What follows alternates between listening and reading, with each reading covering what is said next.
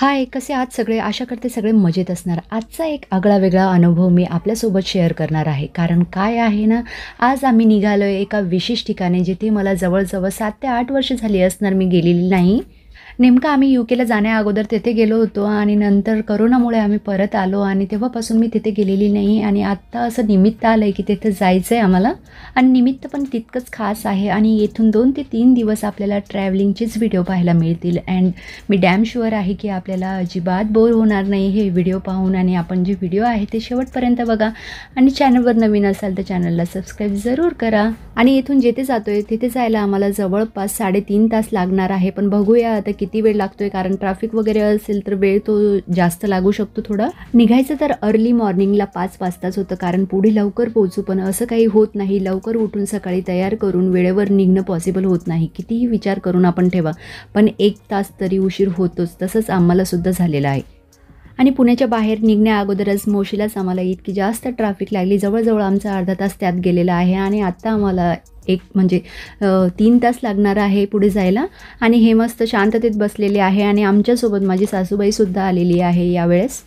आणि आज नेमकी मी साडी घातलेली आहे, कारण कुठे मंदिरात वगैरे जायचं असेल तर मला साडी प्रेफरन्स माझा साडीलाच असतो.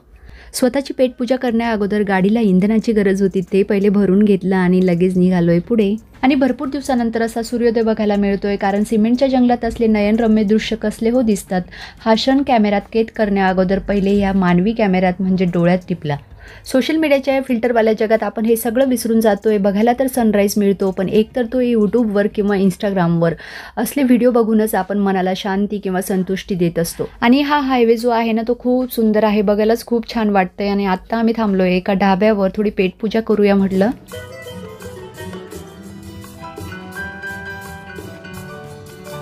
मिसळपाव वगैरे खाल्ला, मुलांनी सुद्धा तेच खाल्लं. आणि आता घेतोय चहा घेतल्यानंतर लगेच निघू आम्ही. सकाळच्या वेळेस कुठे जायचं असेल आणि ढाबा वगैरे आपण थांबत असाल तर हेच बेस्ट ऑप्शन आहे. एक तर पोहे घ्यायचं, नाहीतर एक मिसळ पाव असते ती घ्यायची. सासूबाईचा नाश्ता अजून बाकी आहे, त्या करताय आणि आम्ही जो आहे तो चहा घेतोय आणि घेतल्यानंतर लगेच निघालोय. आपण ना यशस्वी होण्याची चिंता करण्यात इतके व्यस्त आहोत की आपण आपल्या आजूबाजूला होणाऱ्या काही गोष्टीकडे अजिबात लक्ष देत नाही. आणि त्या धावपळीत छोट्या मोठ्या बऱ्याच अशा गोष्टी पाहणं, फील करणं आपण विसरून जातो. प्रत्येकाला सक्सेसफुल व्हायचे, पण त्या यशापर्यंत पोहोचण्यासाठी जो मार्ग आहे, जो रस्ता आहे, त्या मार्गावरून आपण चालतोय, जी काही कामं आपण करतोय, जे रोजचे जडणघडण आपली होते, जो प्रवास आपण करतोय किंवा जो प्रवास आपण जगतोय, त्या प्रवासाचा आनंद घेणे सुद्धा तितकंच गरजेचं आहे. कारण एक यश हाती लागले की लगेच दुसरं यश मिळवण्यासाठी आपली धडपड सुरू करतो आणि त्या यशामागेच आपण पळत राहतो. पण मग आपल्या जीवनाच्या प्रवासाचं काय, त्याचा आनंद कधी घ्यायचा? आपण तर तेच, आणि आपला प्रवास पण हाच असणार आहे, बरोबर की नाही? म्हणून छोट्या छोट्या गोष्टीमधून आनंद घेत जा आणि छोट्या छोट्या गोष्टीमधून सुख जे आहे ते शोधत जा, जेणेकरून आपल्याला ना, आपण काय करतो, सुख जे आहे त्याला सोडून जे दुःख आहे त्यावर जास्त फोकस करतो. जसे छोटे छोटे सुख असतात त्याकडे आपण दुर्लक्ष करत जातो. म्हणून वेळ काढून असं बाहेर फिरायला जा. खूप लांब जाऊ शकत नाही, याचं दुःख करण्यापेक्षा जवळच्या ठिकाणी जा, मित्रमैत्रिणी असतील त्यांच्यासोबत फिरा, आपल्याला चांगलं वाटेल, वातावरणात थोडं चेंजही होईल आणि आपलं मन जे आहे ते फ्रेश होईल. आणि असा दूरचा प्रवास असेल आणि म्युझिक असेल आपल्यासोबत, जुनी गाणी जे असतील ते ऐकून तरी इतकं मन प्रसन्न होतं ना की ते आपण पूर्ण प्रवास गुणगुणत असतो. आणि आता आम्हाला जिथे जायचं आहे तिथे पोचायला जवळजवळ आम्हाला 37 मिनिट लागणार आहे. तर चला मग आता पुढे जाऊया आणि तुम्हाला दाखवते मी कुठे जाते. आणि हा गावाकडचा रस्ता आहे, दोघं साईडला मस्तपैकी झाडं आहे आणि आतून रस्ता आहे. याला असं स्पेसिफिक कोणता तरी शब्द आहे, तो मला इथे आठवत नाही. तुम्हाला माहिती असेल तर मला कमेंट जरूर करा. आणि ह्या रस्त्याने येण्याचं कारण जे आहे ते गुगल मॅपने आम्हाला परत आज धोका दिलेला आहे, कारण जो रस्ता होता तो वेगळा होता आणि त्याने घातलेला आहे आम्हाला ह्या गावाकडच्या रस्त्याने. आणि आत्ता आलो आहे आम्ही येथे, आम्हाला जिथे पोचायचं होतं तेथे पोचलेलो आहोत आणि ऑलरेडी आम्हाला बराच उशीर झालेला आहे. आणि इथे नाना आलेला आहे त्याला घ्यायला, माझे जे काका आहेत ते आलेले आहे.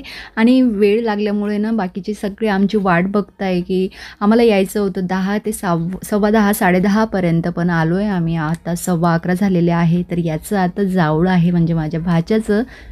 आणि यांचं जावळ वगैरे जे असतं ना ते असं घरी गावाकडे न करता ते आमचं जे कुलदैवत आहे, जे ते कुलदैवत त्यांचं प्रॉपर जे ठिकाण आहे तिथे येऊन करावं लागतं. त्यासाठी हे सगळे येथे आलेले आहे. काही रूढी, काही परंपरा ज्या आहेत त्या पहिल्यापासून चालू आहे आणि ज्या चालू आहे त्या आपल्याला चालू ठेवणं खूप गरजेचं आहे. कारण आपल्या मुलांना ते कसं कळणार, म्हणजे जे चालू आहे ते चालू आपण कंटिन्यू करू तेव्हाच त्यांना कुठे कळायला लागणार. कारण आपणच हे सगळं विसरत गेलो तर यापुढे येणारी पिढी तर विसरणारच आहे, ते आपल्याला माहिती आहे. पण जितकं आपल्याकडून होतं आहे तितकं आपण करायलाच पाहिजे. आणि हे सगळं करत असताना हा खूप जास्त रडत होता, कारण एकतर वरतून गरमी होती आणि त्याला म्हणजे केस कापताय, त्याला पकडलेलं आहे, त्यामुळे त्याला खूप अक्षरशः एकदम रडायला येत होतं त्याला. आणि हे सगळे जे आहे ते कालच आलेले आहे. काल दुपारी बसले होते पुण्यावरून आणि म्हणजे जवळपास 8 ते 9 वाजेपर्यंत ते येथे पोहोचले आणि स्टे वगैरे जो आहे त्यांनी येथेच केलेला आहे. बाकीची जी मंडळी आहे म्हणजे माझे काका, मामा आणि आत्या जे आहे ते म्हणजे गावावरून येथे आलेले आहे. आणि हा इतका जास्त रडतोय की त्याचे हाल आता बघवत नाही आहे. त्याच्या पप्पाने त्याला घेतलेलं आहे, कारण खूप म्हणजे लहान असताना असे केस वगैरे जर दिले म्हणजे आपण जाऊळ वगैरे लगेच असेल त्यांचं तर खूप जास्त रडतात हे.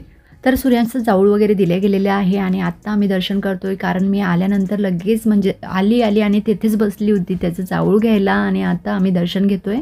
आणि इथे नैवेद्य वगैरे दिला. आई आणि बाकीचे काकू वगैरे ज्या आहेत त्या स्वयंपाक करताय. सामतदादा आणि सतीदेवी हे माझे म्हणजे माहेरचे कुलदैवत आहे, तर त्यांना असं 2 वर्षानंतर इथे यावंच लागतं, किंवा जर मुलगा झालेला असेल म्हणजे त्यांच्याकडे तर त्यांना म्हणजे 2 वर्षानंतर जाऊळ द्यायला इथे यावंच लागतं कंपल्सरी हे. आणि ऊन असल्यामुळे बाळ जो आहे तो रडतच होता, त्यासाठी म्हणजे आता त्याला पहिले आंघोळ घालावी लागेल, कारण केस झाल्यामुळे तो जास्त रडतोय. आंघोळ घातल्यानंतर तो थोडा शांतही होईल, बघूया आता.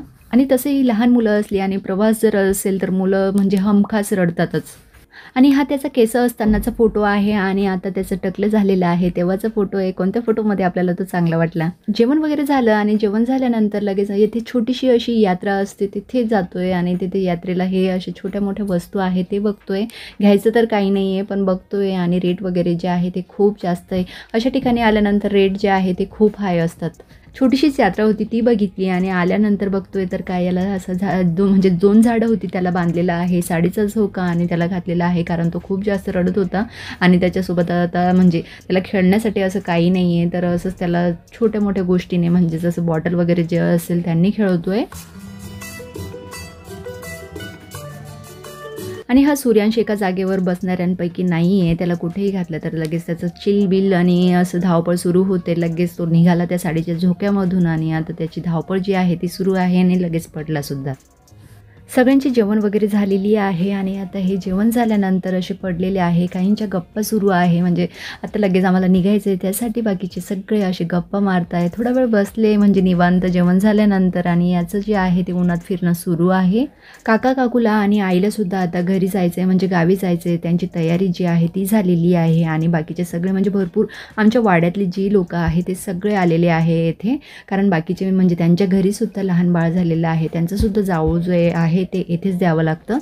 सगळ्यांशी भेटीगाठी केल्या आणि ते निघाले त्यांच्या रस्त्याला आणि आम्ही निघालो आहे आमच्या रस्त्याला. आणि याच्यानंतरचा जो व्हिडिओ येणार आहे तो खूप छान आणि मस्त येणार आहे आणि खूप म्हणजे तुम्हाला शांती आणि मलासुद्धा मनाला शांती मिळणार आहे ते तुम्हाला दाखवून. तर व्हिडिओ जो आहे तो दुसरा येणारा तो सुद्धा आपण असा शेवटपर्यंत बघा आणि चॅनलवर नवीन असाल तर चॅनलला सबस्क्राईब करा, व्हिडिओला लाईक अँड शेअर करा. तर चला मग भेटूया नवीन ब्लॉगमध्ये, तेव्हापर्यंत खात राहा, खुश राहा आणि मस्त राहा. आणि हे जे आहे दोघं माझ्याच गाडीमध्ये आलेले आहे आणि बघा त्यांची मस्ती जी आहे ती कशी सुरू आहे. आणि आल्यानंतर म्हणजे थोडा वेळ प्रवास म्हणजे पुढे गेल्यानंतर लगेच आम्ही चहासाठी थांबलेलो आहोत. तर येणारा व्हिडिओ नक्की बघा. तर भेटूया नवीन ब्लॉगमध्ये. बाय.